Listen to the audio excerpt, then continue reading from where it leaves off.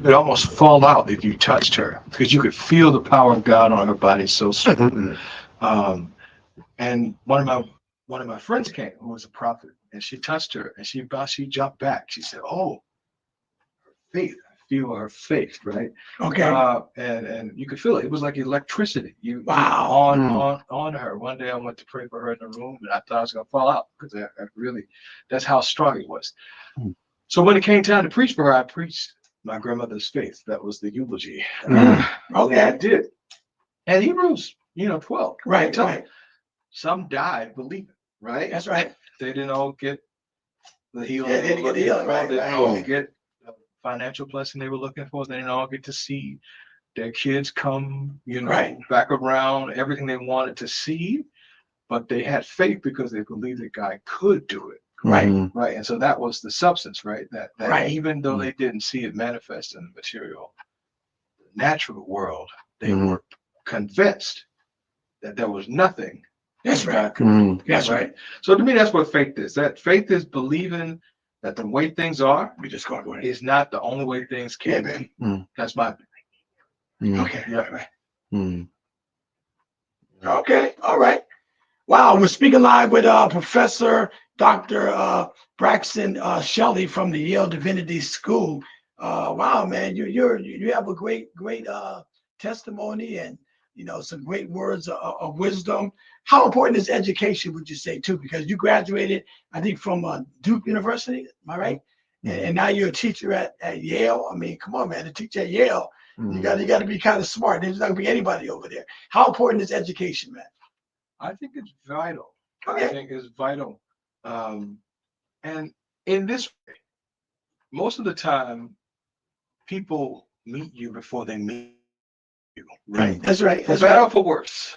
No, you said They, you're talking they, right. they read you, they read your resume, Right. they Before read they your even see- bio. That's my name is Before they know whatever, they look at, so what are the credentials? What are the papers? And so that's major, right? It's major. And that it opens doors for you. And I think that the sad thing is that, for too long, opportunities have been denied, which means that the doors have been closed, not because people didn't have the ability, right? But because it was not in the best interest Right. of others for the institution to treat people fairly, right? To admit fairly and so forth. And so I think education is a vital thing. I think, sometimes in the church, education has gotten a bad rap, we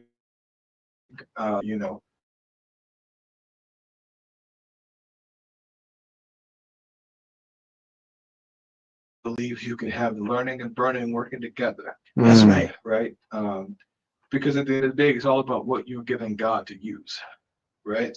And we want to give God our best. And so that means to make full proof, right, of the opportunities that have been given to us, right? I mean, I don't go to a barber who ain't been to barber school. Okay.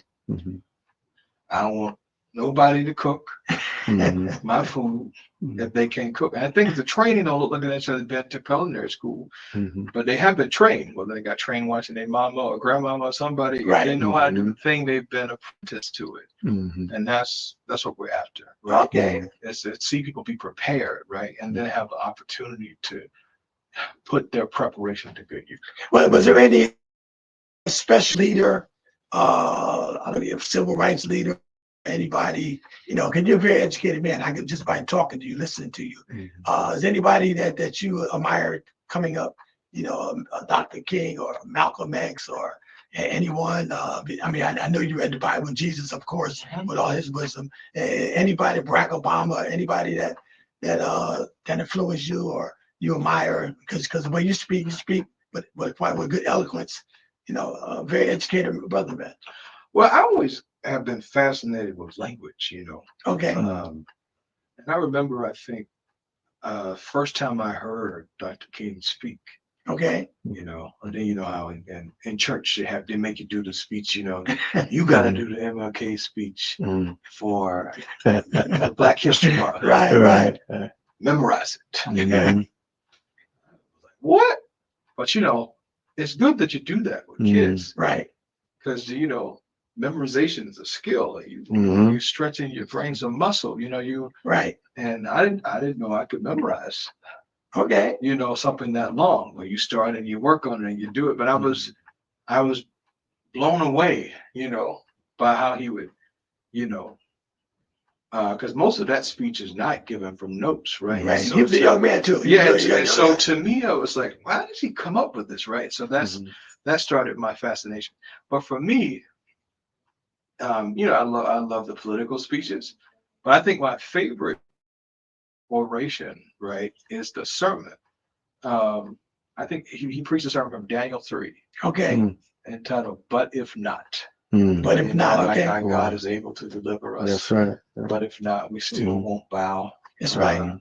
And just listening to the way he that's what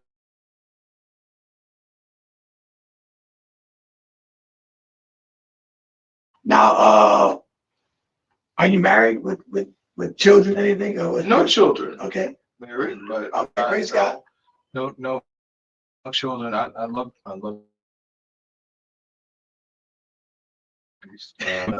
they had 3. I said, y'all take a Genesis, literally. Be fruitful, multiply, and replenish. Multiply. Well, tell me about your show. How long have you been doing the show? Oh, radio. I've been doing radio 42 years. Oh my I started, God. that's the picture over there on the wall. I was 27 years old in that picture. I'm 69 years old now. That was at WYBC, Spectrum 94. Actually, my father had a record store way back in the 60s and the 70s. So I got into music at a young age. Okay. So, and even with gospel, when I got saved in 1984, I knew from day one what my ministry was. Okay. Gospel radio, and God just truly blessed me to be on 2 stations doing gospel, programming the stations, and I had a chance to meet all the artists basically one time or another. I got I can involved with testify all the artists that are on the wall, right, in this room. You met them all. So. yeah. And I tell people, the funny thing about it, I take pictures because for legacy's sake. And when I was a kid, I met the Temptations. Wow. Oh yeah, because I said my father had a store at Dixie Valley. Yeah. I met the Temptations. I met the Delphonics. I met all the major groups. Donny Hathaway.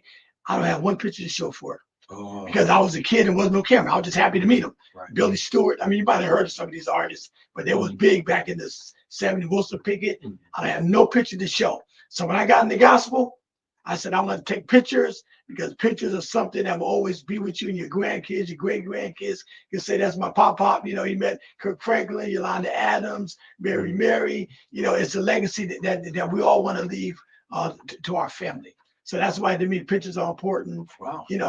And it's funny because I remember I was a young kid, but I remember hearing Malcolm X said one time, take a lot of photos, a lot of pictures, a lot of videos. Them guys did not know back in the 60s, before they died, and Dr. King in 65 and 68, it was going to be a YouTube one day. Right. Now you can go back on YouTube and watch all the footage, Right. basically, of a lot of what's going on. Absolutely. So if they didn't have those videos or pictures, they wouldn't have nothing to put up there on YouTube and other avenues that we can learn from. Right. So that's what legacy is important, man. So yes, legacy is important.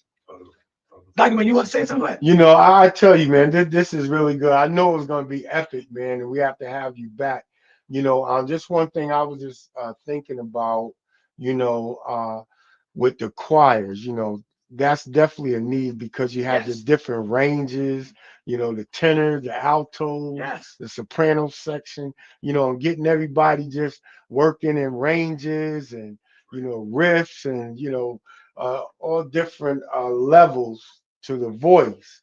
I think that we still need that, and we've got, like you said, a lot of churches, they just have the praise and worship team. Right. Well, Not everybody can string to the microphone, Right. Yeah. Not everybody has that high quality solo voice. Mm-hmm.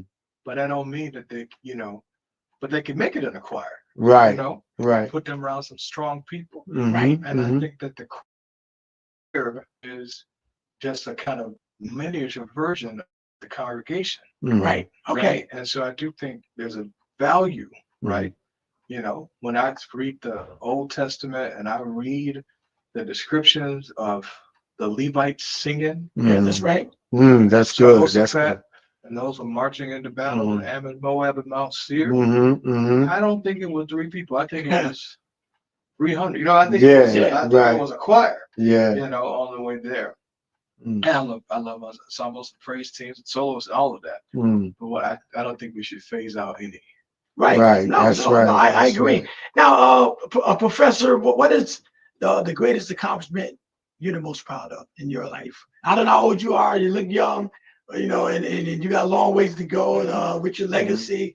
Well, what is the greatest accomplishment so far you're satisfied with? You're the most proud of? Oh, what would you say? You could tell it's on my mind. I'm proud of the fact that, you know, when I finished that concert in April, the next morning I flew to North Carolina because my grandmother had gone to the hospital. Wow. To the hospital, and I was in North Carolina for 2 months. Every day, you know, and she was in the hospital for 47 days. There was not one day I wasn't there. Right. Wow. Okay. And I'm proud that when she closed her eyes, I was in the room. Because it said to me, you know, the flip side of it, I'm thinking ahead. Right. So when my time comes, the PhD's nice, the money's nice, the cars, the houses. What you doing, right? Well, who is going to be standing over you when you breathe? Come on, right, man. right, Wow. right. And what will you have poured into them? Like what will you know? What will what will you be leaving here? My God. That's right. And you can leave money and you can do an endowment, you do whatever. But what she left in that room. So for me, I felt it felt like it was pride going in 2 directions. That she had to lay there and she had to think, you know, this is it on this side. Right. But I've done something, you know? Right. But scanning around the room, it was clear to her she had done something. Right. You know, that she had made a difference. She made an impact. And at the same time, it felt like we had been able to show her how deeply we cared for her, how important she was to us, that we wouldn't miss not one day, not 1 hour. There was somebody in the room 24/7 every day. That was it. That was divided up. Right. The day and the night. Who's going to be there? Right. And to me, that's more important than any academic accolade. Right. It's because and you know, the Bible says God places the lonely in families, right? So we got to think that, you know, God orchestrated that. Right. And he gave us to her to us. And I felt we were accountable to God for how we treat her. Just account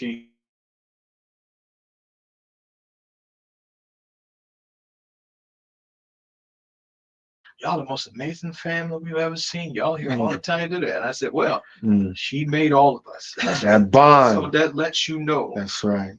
What kind of life she has lived. Right. The nurturer. That we are here round the clock doing that. And they said, oh, you teach at Yale, oh, you're a doctor. You know, sometimes I had to flex on them when they were trying to, you know, act crazy as they do. But they were less impressed by my knowledge or connections than they were by the fact of the example. And they were like, other families should see this. Right. Okay. So that to me, that's the most important thing we've been able to. What keeps you motivated and encouragement every day, man? You know, because you know you got to be motivated, you know, to do what you do, man, and keep yourself encouraged on top of that. Because if not, people get depressed and they're not doing if things don't work out for them. What keeps you going, man? It's my relationship with God. Okay. It's not that I'm perfect. No, nobody's perfect. When I haven't prayed, but God sneaks up on me anyway. Word or a whisper or a song or whatever, you know, and God beckons and moves. You got that strong relationship with the Lord. That's pure. You need it. You need it. I don't know how you do without it. Now, go ahead. I'm sorry. Go ahead. Some folks do, but I can't. All right. Now, what advice would you give someone? I give like my granddaughter. She lives in Charlotte. She came up London. She's 12 years old. She wanted to go to Yale. She said, Papa, I want to go to Yale. She's born in New Haven. Her family moved to Charlotte, my daughter, about maybe 6 years ago. She know a little bit about New Haven, not too much, but she said to me she wanted to go to Yale. Well, what advice would you give someone like her who's young that wants to go to Yale? I would say stick. Or any college, really. Yeah, no, I would say stick to it. Okay. The sky really is the limit. You know, I'm in my mid-30s, right? You all got me by a few years, and the science is clear. But that's good in your 30s. Our brains are different right now than at her age. Right. She can soak up anything. You know, they call it plasticity, right? That's the and they're plastic.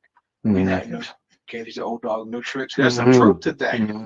We just don't learn like that. And so I think a 12-year-old, to her, to the parents, you should just be consuming everything you can that's beneficial, because it'll never be easier for you to learn. And so I would say, and I guess she's focused. Yeah, she was serious. Learn,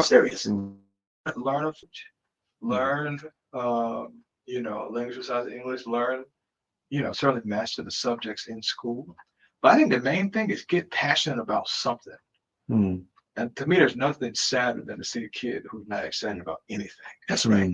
And because what you need is a passion, not because you're going to spend your life doing it, because the passion teaches you that you're able to get really good at something, right? Devote yourself to it, right? And then you can transport that. Okay. But it's something else. Once you figure,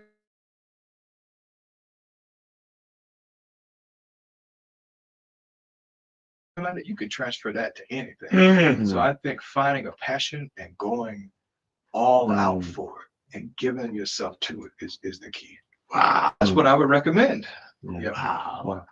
Well, this is really fantastic for me. I'm so glad to meet you all and to we want to keep building. Absolutely, and I want to be involved in the community more. Yeah. Okay. Well, and this station is open anytime, brother. Yeah. And right. I mean, I'm glad with Dr. Wayne that you was coming in, because we just started our television network. W.J.R.G. It's really KMI. Okay. We have 7 churches involved. We got our own radio, our own television channel, along with our internet radio. Okay. So I'm looking forward, to working with also different organizations, because a lot of things that we do, because I do a lot anyway. I'm WYBC. I help Juan Castillo. We do a lot in the community. We have a gospel fest. We're going to start our Holler Back Awards back up again. I'm having a toy drive coming up on the 21st of December. I'll give you a pair of tickets if you want to come out, man. It's going to be in West Haven. I don't know if you're going to be here at Christmas or not. If I'm send me a message and I'll let you know. Okay. I haven't finalized my schedule yet, but I'd love to come.